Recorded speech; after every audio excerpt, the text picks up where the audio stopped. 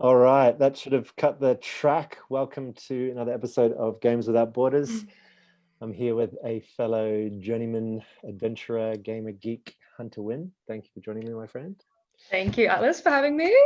Yeah, so we are talking about Vicarius, and we've been chatting back and forth in private messages and just friends catch-ups about the orbit system, which definitely relates to Vicarius. So for those of you who don't know, I run Open World Theatre, which is like a physical theatre embodiment, creative cult trying to get people to strip off the mask of our everyday so that we can actually be raw human and recalibrate this theater, this, as William Shakespeare says, you know, all the world is a stage. So really try to put the microscope onto this facade of society.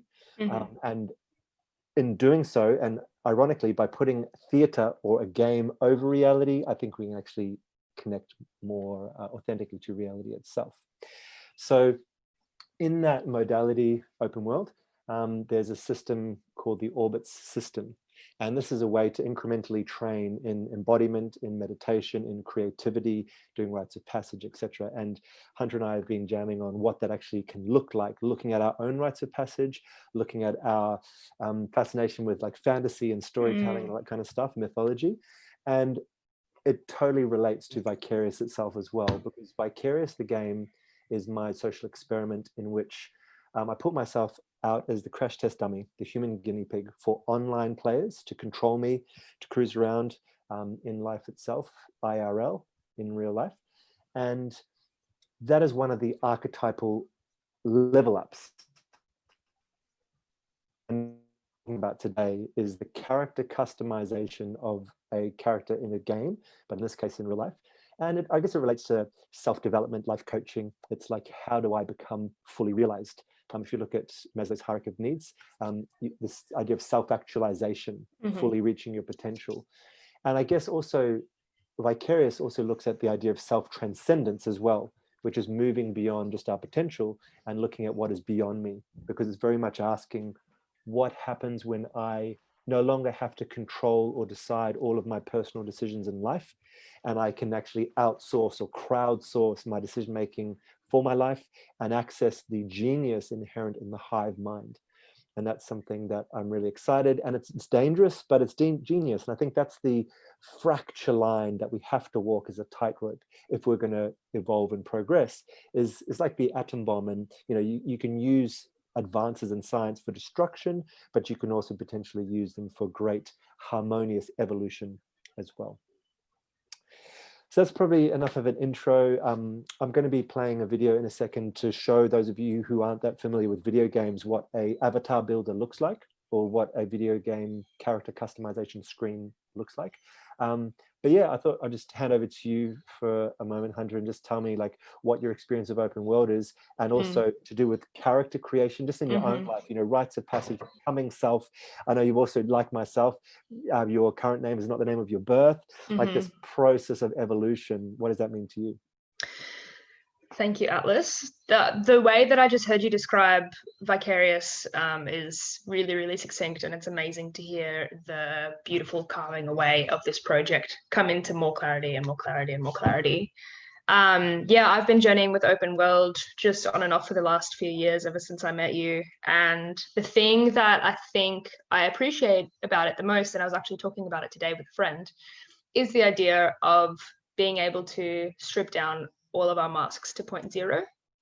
And with our character creation and with Vicarius, that idea of 0.0 being the place that we can then rebuild is something that I think is not unique to Vicarius, but it's definitely that specific branch of open world that I'm really curious about. All right, we're at 0.0, we're an element of the world. So if we could customize from 0.0 to experience different realities in the same way that in theater, we, you know, when we take on another character, we go through that character building phase as well of choosing attributes and choosing costume and choosing a particular life path to go down, at least in a character arc, even if it's just confined to a script. But Vicarius is free play and free reign, which is what's so exciting about it.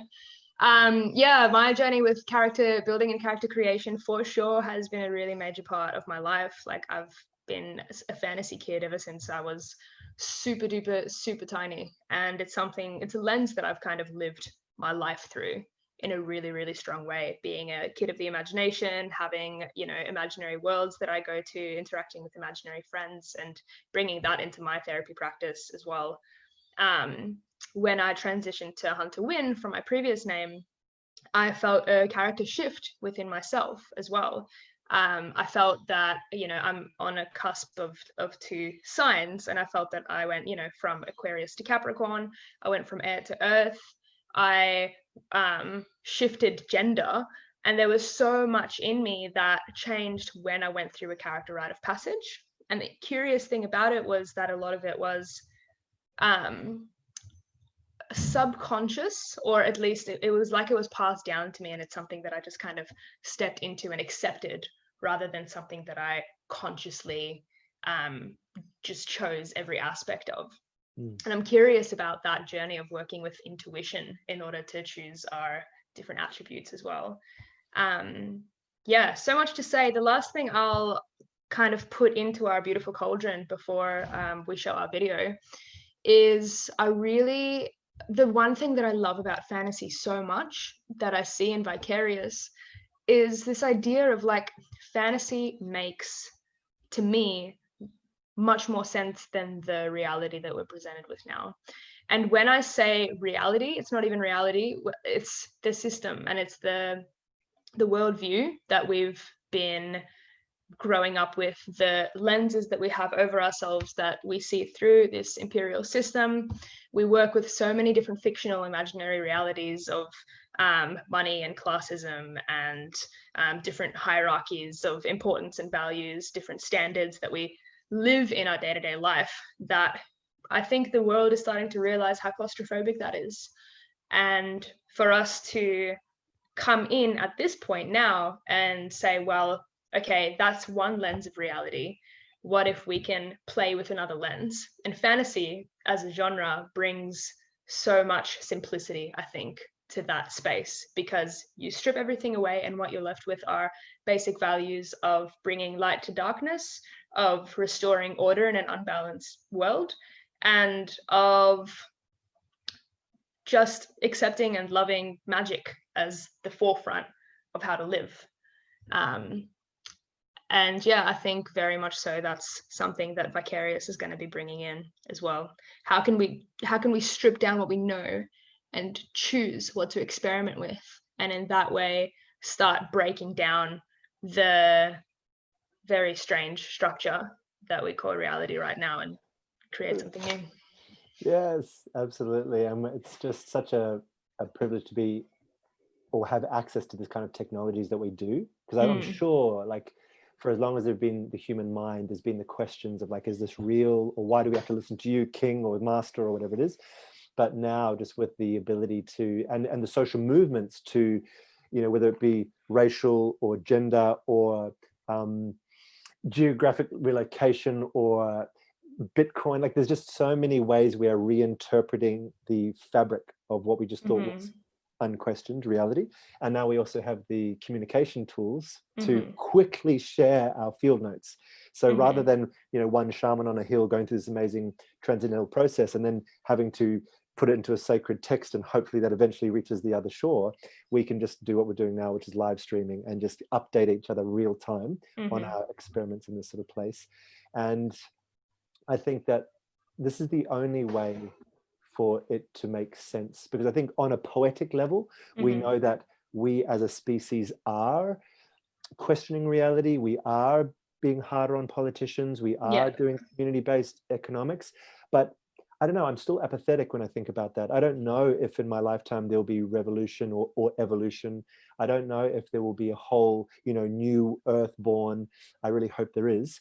But if I think on that scale, it's still overwhelming, and it doesn't relate to my human level, what I can do here and now. And so I think that's what Vicarius is trying to do, is, like, at a street level, you literally with your device, which, you know, so many of us have in our pockets, you're going to plug directly in to the hive mind, and Mm-hmm. you're going to do something that makes sense, and you're literally going to go talk to a stranger, knock on a door, whatever it is, but you're going to start to participate in this really, it's an epic turning of the tides. You know, if you look historically in the ancients, there's been all these foretellings about this particular era and going into the age of Aquarius and beyond, and the Mayan calendar and all these sort of things. And, you know, you can have cynicism about these predictions. At the same time, I love this idea of us creating our own myth. So whether or not this is a divinely guided time of evolution and awakening, like it's arguable. I don't know. I think we are very self-centric and human-centric. And probably there are many times throughout history where they thought, we live in the golden age, it's now becoming, you know, we're coming out, you know. So I think we're just like an adolescent awakening. I think that each adolescent age that I've witnessed, from the 60s to 70s, just looking at media, then my own coming through in that age through the 80s and 90s, and now today's millennials and beyond, I think we all think we are now realizing the lies. But the outworld was like, no, like we knew there was lies too. We were just trying to make it softer for you. And we told you about Santa and Easter Bunny and all these kind of things. So I think that every age thinks they are the one. Regardless of if it is the case or not, I want to choose to believe that. And I want to choose to proactively engage in my mythos, or my personal lineage and my personal story. And I want to bring together pop culture and psychology, philosophy, spirituality, biohacking, politics, even sociology, all these kind of things, to not just be entertainment, but to a place that I think we're foretold in our media. And this is the thing, I think that our media is a collective dreaming. And science fiction writers, you know, Aldous Huxley or George Orwell, and I don't know who was the director of the movie with Arnold Schwarzenegger, Charlie Kaufman, he's another director that's influenced me a lot. The movie The Game with Michael Douglas, Gamer, like a lot of these ways we've been telling of this time when entertainment is going to come back to like the Colosseum days, where people are going to create game shows that are literally life and death. There's also another movie called Nerve, where people do this truth and dare thing, and they send people around the streets, and it's social media, and you get money to achieve goals. Like, it's totally vicarious. So I think we collectively have been dreaming this for many, many decades, if not longer. And I choose to say, yeah, I'm going to do my part. It's like when I went to New York, I couldn't find the arts warehouse party, so I put one on. And so same thing now. I think this is just, I don't think it's me creating this movement. I think it's just a thing that we are collectively dreaming. And I'm just going to, you know, do this. I'm going to go on my little Facebook page with my live stream and say, like, I'm going to change my life. And I think that intention is quaint, but it's also the genius that can change a culture, because each of us, when we see someone stepping forward, and I don't know what effect Vicarius will have, but it's just that quaint little hope that at least you will be completely transformed.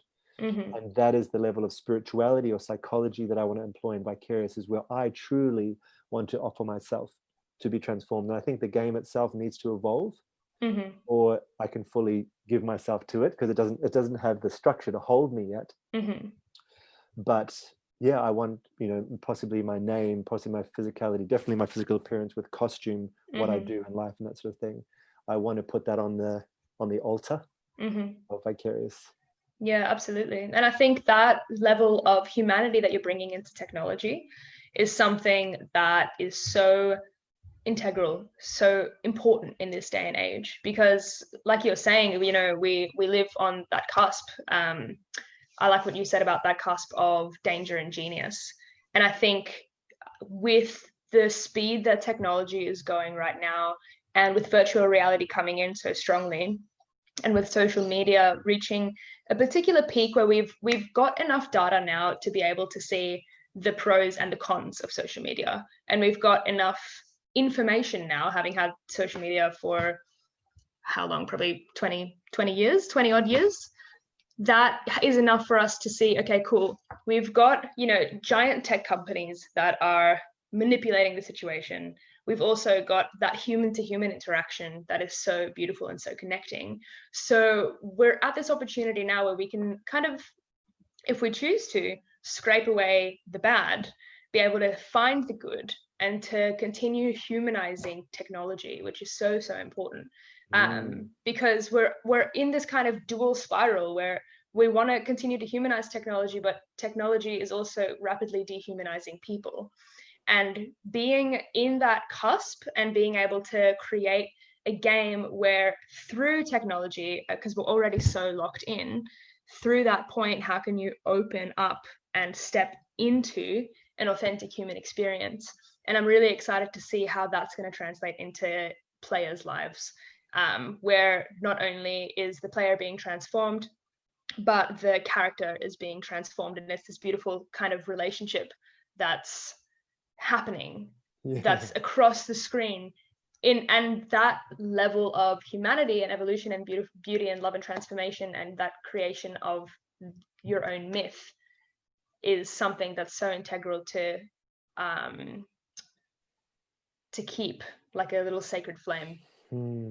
Because this is one of the beautiful spots, I think, where we can continue to humanize technology and connect us instead of disconnect us. Yes. Amen. Hallelujah. Yeah, I love this idea of the humanity, and it's kind of unavoidable. Often when I talk about technology and society, I talk about the ever-present and ubiquitous nature, which is also, the wilderness of humanity, and of the jungle and of organic material. I think the internet, because it's part of the universe, is naturally part of nature, but we're just estranged from it by that level of illusion. So bringing that human touch, that embodiment, and I think with visors and haptic suits and continued immersion, we're going to start to get that technologically. But I think it's also important for the designers of the projects to have that human heart and to use it to bring humanity back to itself. And a lot of people are concerned about, cyborgism or post-humanism, transhumanism, artificial intelligence, because we feel like we're going to become extinct or we're going to lose that soul of humanity. And I can understand that, but I just choose to be optimistic and say that we can keep the human to human. And it's tricky because today's currency is attention. If you've got a lot of followers, if you've got a lot of likes, you can easily convert that to whether it be advertising dollars or buyers or supporters on Kickstarter or whatever it is. So we do have to keep on being, a spectacle, but at the same time, that humanness, like how can it have heart as well? So maybe we can now jump into a brief, like a 1-minute video, and to give full props, this is from Triple Jump. It's not my video I've edited, it's some stuff I've got from YouTube. But just to show people that haven't played many video games, these are the kind of screens that you see when you start up a video game, particularly role-playing games, where the key essence or signature of a role-playing game is you're playing a role. You've also got LARPing, live action role-playing, where you actually go and meet people in real world dressed as characters and have games. These can be playing alternate reality games where you have a story or a fiction that you are aware of, but you actually go and meet actors in the street, or there's geocaching where you pick up things that are hidden, Easter eggs, all these kind of things. So with this idea of self, and I think role-playing games directly relate to the way that we have profiles online. Like if you create a Facebook account or any other kind of social media, you're doing this process like, what photo should I put there? What should my bio be? So we're really kind of used to this process already. But we love ourselves, and it's fair enough. Like we've got to survive, we've got to look after ourselves, we've got to sell ourselves in the modern day where there's an economy of personality. So I think role-playing games directly plug into that faculty. And I'm going to share my screen right now, and I'm going to show you a little bit of what it could look like. And if you can just confirm, actually there's no sound, so it won't matter if you can't hear it. Sure. Can you see my screen?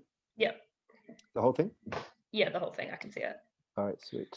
So let's watch this and we can sort of chat. I've got a little green box there. I don't know why that is, but anyway, hopefully this will work.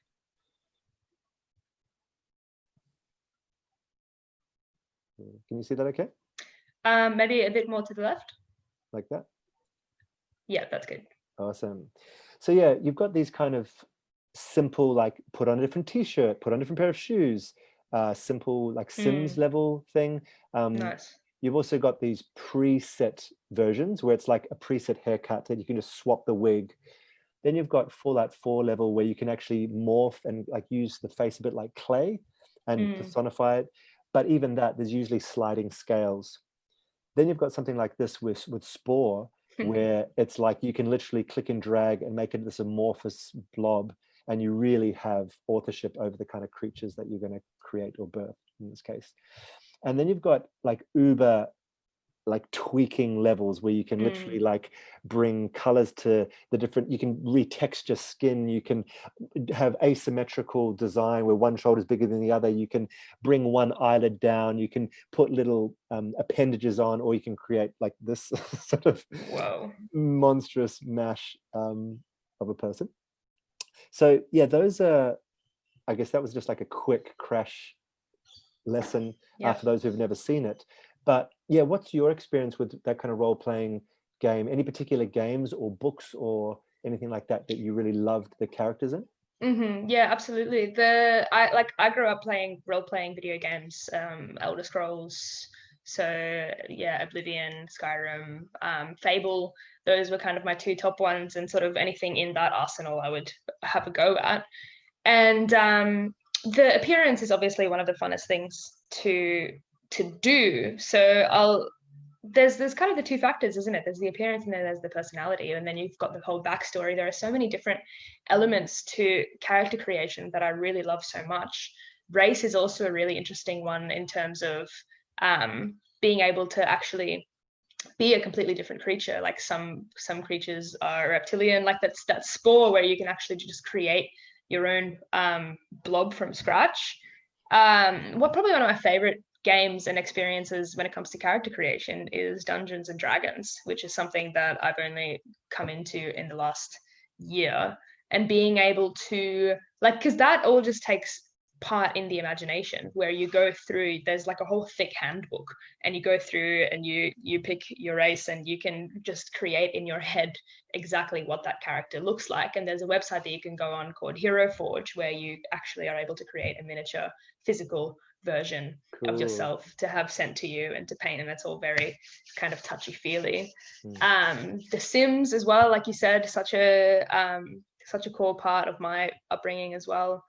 I'm interested in what excites you the most, Atlas, in terms of character creation. Like, is it around appearance or personality or backstory or the potential future of the character? Because there are so many different aspects. And is there kind of a particular focus that you are excited about, or is it more balanced, or what's your excitement around character creation? To be honest, I think it's really just wanting to play with something which is so precious to most people. I think that for some people who haven't, for example, we've changed our names. I do some body modification stuff, piercings, tattoos, scars. I, to some degree, have removed the sacred seal off the person I was born as, but I know that still today it's a very precious thing. So it's kind of like, oh my God, you're going to allow someone to change who you are, particularly reputation in a society which is still operating around the idea of acceptance and belonging and wanting to be liked. It can be dangerous to go out and do something where you're not in control, because people will think you're an asshole or they won't like you, and you'll be kicked out of the tribe and you're dying in the snow. And so I think it's not necessarily even the key part of Vicarius that I'm most excited about, this whole character creation thing. But I think I've got two answers to that. One is simply because it's powerful in our collective psyche to change who you are. And I really want people to understand that they can change who they are. At the moment, I'm the only Vicarian, but at the same time, very soon, people who have trained in open world with me will be welcomed in to also be played. I just want to have a bit of responsibility to make sure they've got a few skills, like survival skills, and just have that communication capacity, and be willing to be anyone. But I want people to know that just like me, they can sort of shift their life. And I'm writing a book at the moment called How to Destroy Your Life, which is really like an exit strategy for when we feel trapped by life. And often we just feel trapped by our identity. And our friends and our loved ones keep demanding we show up like that because it's more predictable and it fits into their nice little pattern they've got going.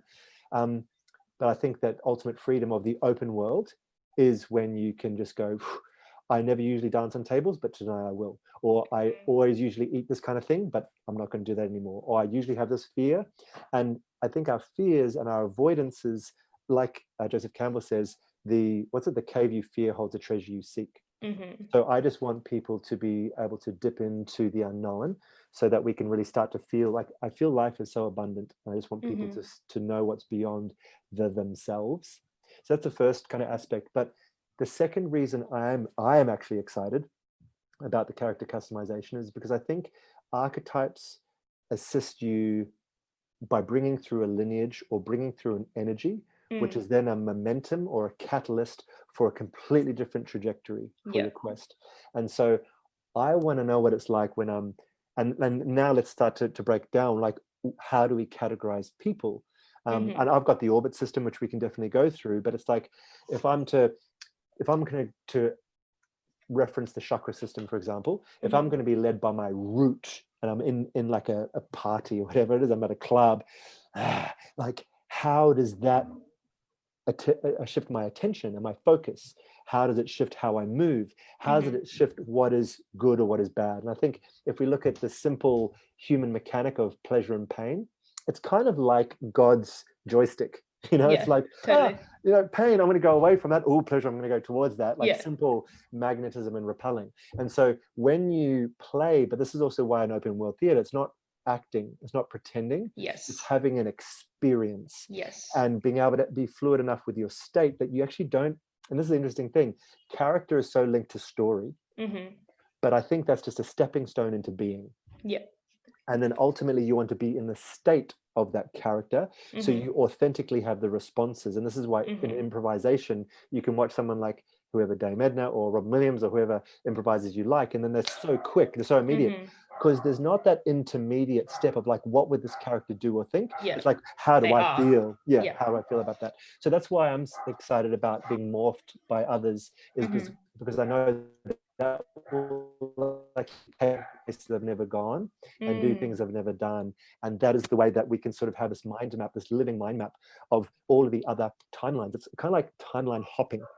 I remember watching the movie Butterfly Effect with Ashton Kutcher and having this real moment of like, oh, whoa, I'm in the past of my future. So like, I can't change my past self. Like, I can't go back 10 years and start learning to play the piano. But I am the past self of my future self. And if I start playing the piano now, it does shift the timeline of my future.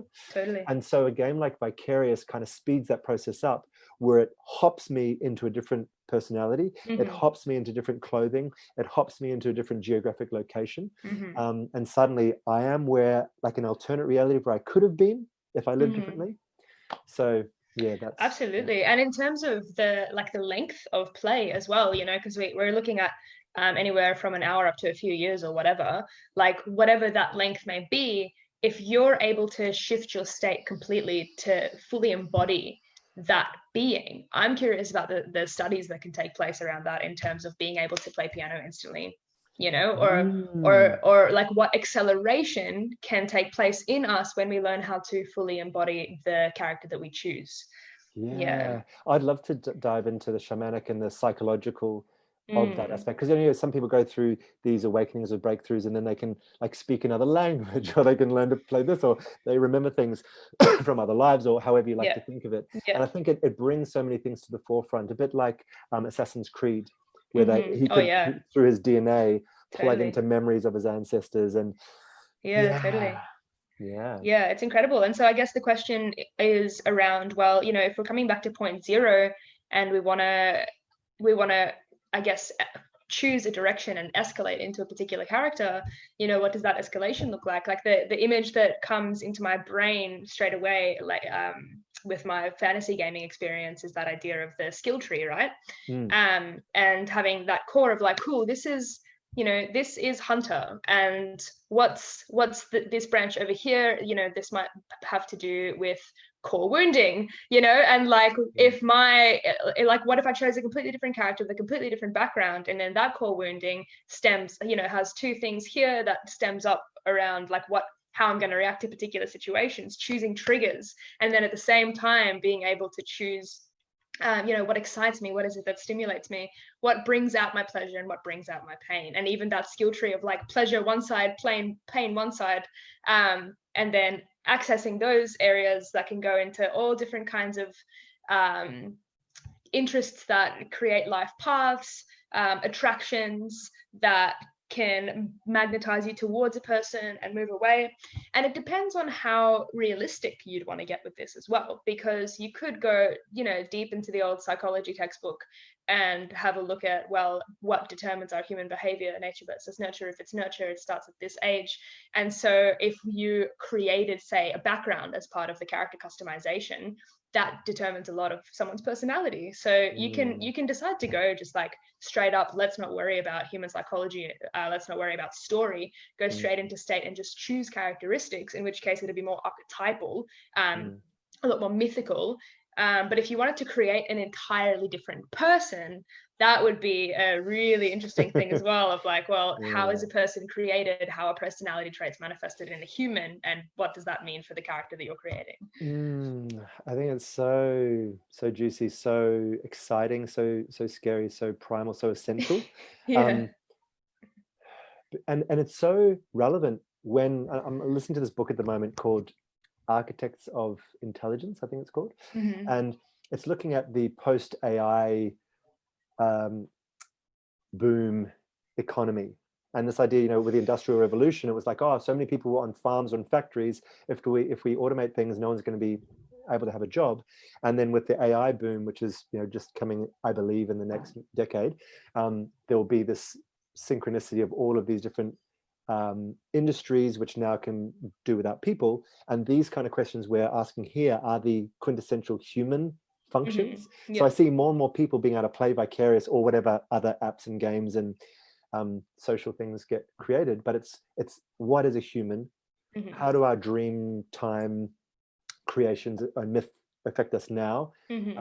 As a psychology, how can we state shift and change? Nature versus nurture.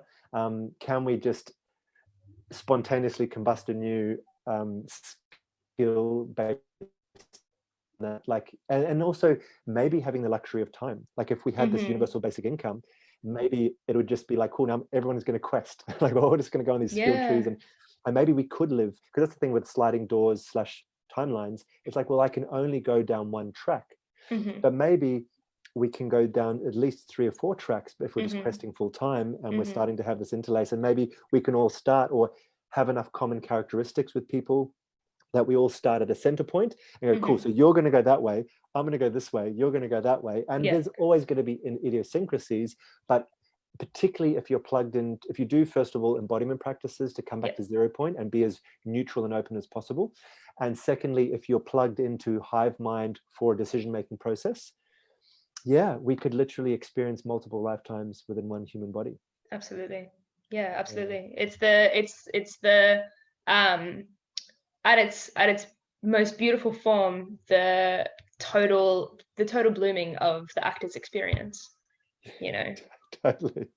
I think, and that's one of the visions I just want to sprinkle for everyone who's watching. Also, we are going live on Facebook. I know we've been kind of having more of an interview style, but if anyone has any comments or questions, feel free to chuck those in there. I will be keeping an eye on that. But oh, that was a bad idea. I lost my train of thought. What was I going to say? At its purest form, it's the actor's greatest bloom. Thank you.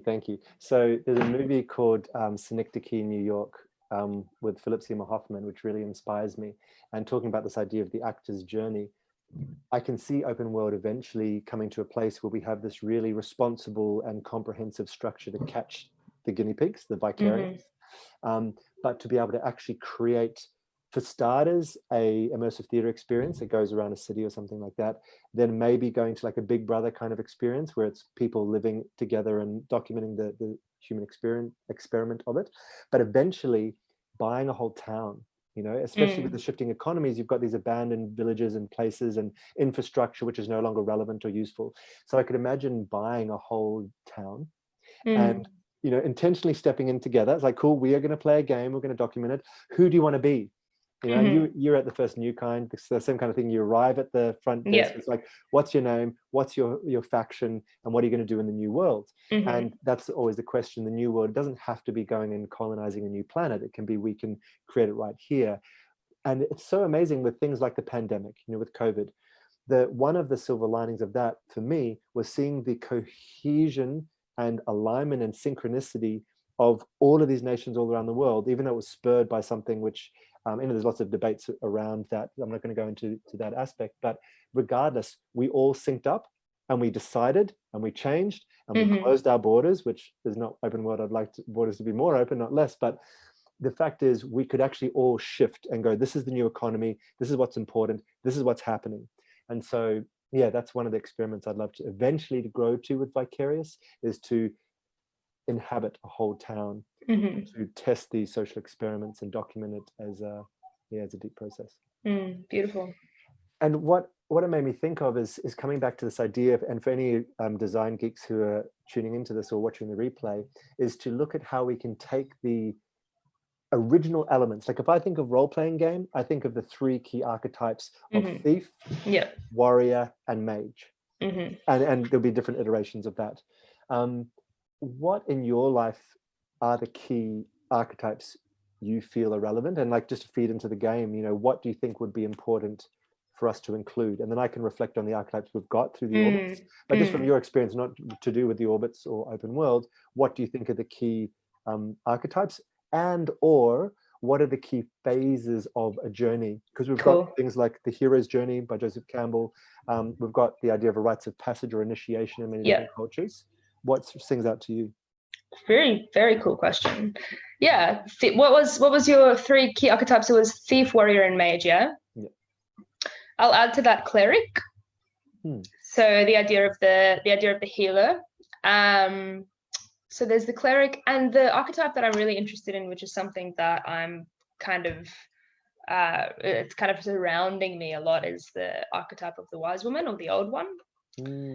And the elder, and like, especially when it comes to the, you know, that kind of witch, the sort of Baba Yaga in the middle of the forest, the wild crone, I guess. And when it comes to, you know, those stages, the archetypes of the child, coming into adulthood, that whole cycle all the way through to crone, is something that, you know, I really love playing with this idea of we're in a continual adolescence, or we go through like a whole bunch of adolescences throughout our life, and just sticking to the sort of one idea of we only have one adolescence and we only have one childhood and we only have one adulthood, I think is really restricting. So I'm curious as well about the multitude of cycles that we go through in our life, and that's, you know, all of those different rites of passages. The archetypes that I'm working with, it's interesting, it's a good question, because personally I'm moving away from archetypes as my model. I used to be really into it, especially when I was a kid. I was really just fully into the archetype of the knight. I really loved the idea of serving kingdom, kingdom being, I was a Narnian, so Aslan, you know, like serve love. And that was my main kind of springboard for a while. The archetype of the scholar is something that I've worked with quite a lot in my life as well. And at the moment, I think what's going on for me personally anyway is that kind of stripping away of realizing also where archetypes don't serve, you know, where there can be another clinging to a particular 1D or 2D figure that can only serve so much. It's like working with a palette of primary colors sometimes, but only sticking to those primary colors and not knowing the infinite possibility of the blend of everything. That kind of analogy of the primary colors makes me think of learning an instrument, and I think it's kind of like learning basic scales or chords. I think an archetype is like that, like learn how to play the notes. You can think of like, you know, the beast, lover, warrior, magician, king kind of thing.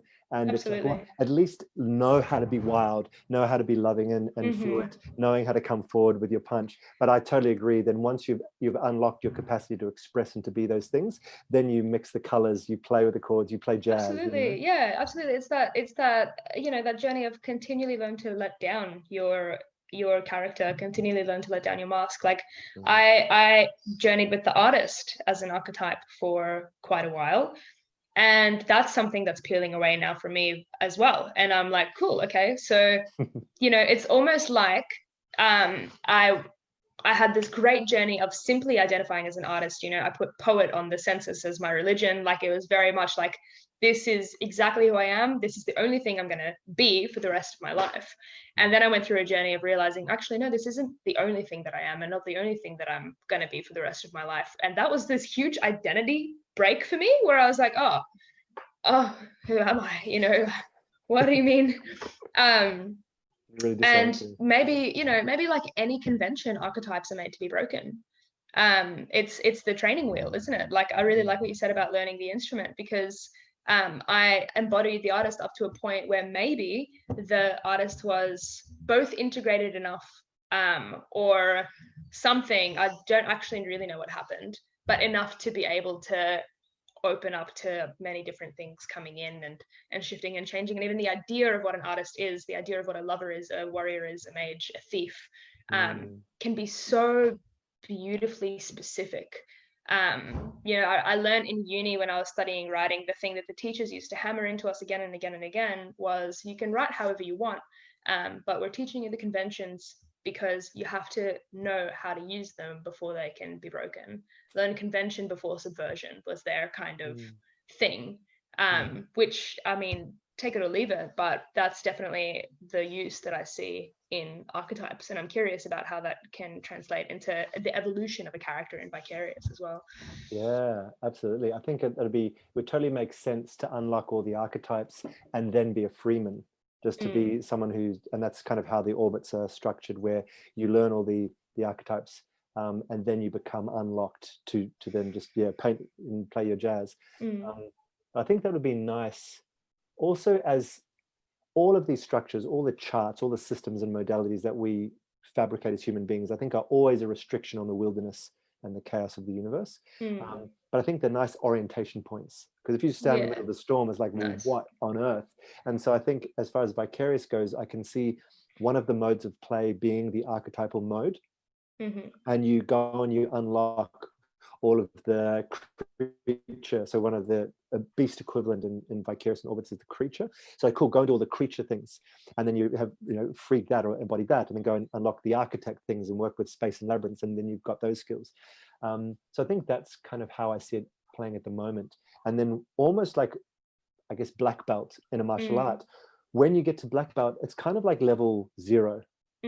That's all the precursor to actually being able to understand and have all the alchemy of the changes of the training of the apprenticeship to then begin the road to mastery. And so that's kind of, I think, how it relates. And maybe that's a good place to wrap up, because I know we're on the time, on the buzzer. But I'd like to offer that out for all of those of you who are watching. Help us create the training wheels for Vicarius. Let's build the archetype mode. I'd love to hear back from people on which archetypes or key characters and key stages of initiation or rites of passage you think would be like the scales of humanity, so that we can learn the conventions, and then totally let's subvert, rebel priests unite, like let's create our own way of being human. But I think I'll end on that. And also, just for amusing for us both to take away, is what are if you could have, like in chemistry, you've got the elements, what's it called, the elements chart, table of elements? Of periodic table of elements. There it is, yeah. So what is the periodic table of personality and the human psyche? Yeah, very beautiful. Thank you so much, my friend. Any closing words? Anything you'd like to throw in about what you're doing in life, or where you're going to from here? No, I would actually just like to have this be Vicarius focused. Hi, I'm Hunter. I just want to add, like, just at the very end there as well, like, I'm curious to see people's comments around their interest in what elements of humanity they'd like to see embodied in character. So, like, what if you were playing a character, or if you were the Vicarian, what are the particular parts of personality or experience that you'd be curious to follow. I think if we can just kind of pick up those pieces, it'll be a beautiful thing to keep into the bag of what elements of personality people are interested in. I love that. And I really think that creating those new, bizarre, abstract, untraditional kinds of archetypes can really help bring things to the forefront. Creating the new archetypes. Yeah, because they're so strong that we were so influenced by our, not seeing characters like us in our media. And so as soon as we start to, I remember watching the movie Amélie, which was so odd and French and unconventional, but I really recognized a part of myself in the oddity, and inexplicable. I couldn't name what. I was like, I know that, and I haven't seen it much before, Totally. So yeah, beautiful question. Yeah, what aspects of humanity would you like to see embodied in characters, so that we can bring to the forefront all the things which are left behind by the traditional archetypes? Thank you. Thank you, my friends. You so much. Thank you so much, Atlas. Thank you for playing.